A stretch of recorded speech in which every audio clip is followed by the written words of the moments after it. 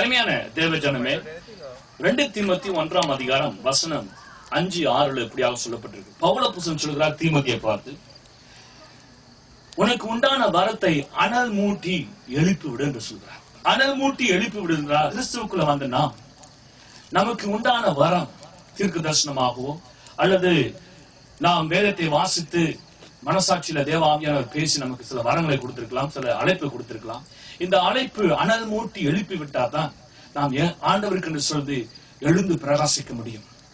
அப்படி எழுந்து பிரகாசிக்க வேண்டும் என்று சொன்னால் பவுல் அப்போஸ்தலன் சொல்கிறாரு, உனக்கு உண்டான வரத்தை நீ அனல் மூட்டி எழுப்பி விடு என்று சொல்லி நான் தேவ ஆவியானவர் வேத வார்த்தையின் மூலமா நமக்கு சொல்கிறார். பவுல் அப்போஸ்தலன் சொல்றார் தீமோத்தேயை பார்த்து, உனக்கு உண்டான வரத்தை நீ அதை அசதியாக இராதே, அதை அனல் மூட்டி எழுப்பி விடு என்று சொல்றார். அப்படி அனல் மூட்டி எழுப்பி விடுகிற காரியத்தை கற்றுக்கொண்ட தீமோத்தேயு அருமையாக ஒரு திருச்சபை நடத்தி அவருடைய வாழ்க்கையில அவர் பிஷப்பாக அபிஷேகம் பண்ணப்பட்டார். சரித்திரம் சொல்கிறது. பவுல் அப்போஸ்தலன் சொன்ன பிரகாரம் வாலிபராக இருந்த அவர் அசதியாக இல்லாமல் அவர் அனல் மூட்டி எழுப்பினதுனால தேவ திருச்சபையை ஆசீர்வாதத்திலே நடத்தி சென்றார். அப்படியாக கர்த்தர் உங்களையும் அழைக்கிறார்.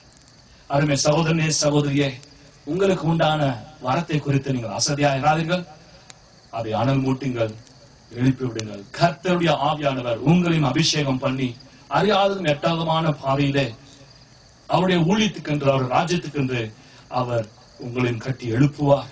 நீங்களும் தீமோத்தேயை போல பிரகாசிப்பீர்கள். ஆமென். கர்த்தர் உங்களை ஆசீர்வதிப்பாராக. அனல் மூட்டி எழுப்பி விடுங்கள்.